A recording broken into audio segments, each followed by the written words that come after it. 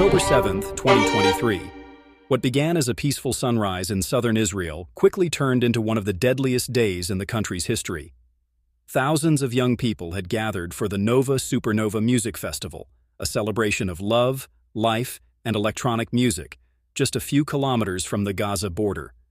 But before the music could fade, blood was spilled, lives were shattered, and the world watched in horror. A festival of peace turns to war. The Nova Festival was part of the Jewish Sukkot holiday, a moment of joy and national unity. It drew people from across the country and beyond. The location was open and remote, giving it a serene, desert-like backdrop. But just after 6:30 a.m., the calm was broken.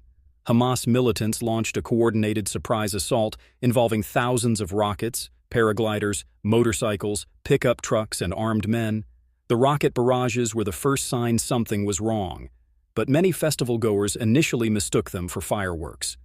The invasion, coordinated, ruthless, and devastating, heavily armed Hamas fighters infiltrated Israeli territory via land and air, using motorbikes and paragliders to bypass security.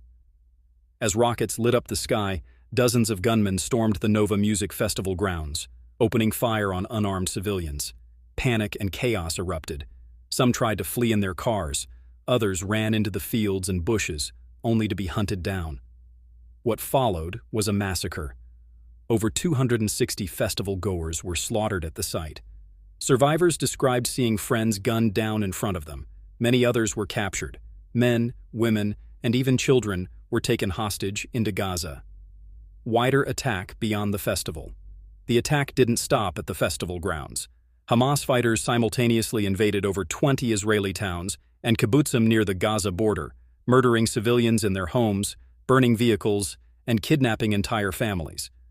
They overwhelmed Israeli defenses in some areas, catching the military and intelligence services completely off guard. Eyewitnesses and CCTV footage later revealed gruesome scenes.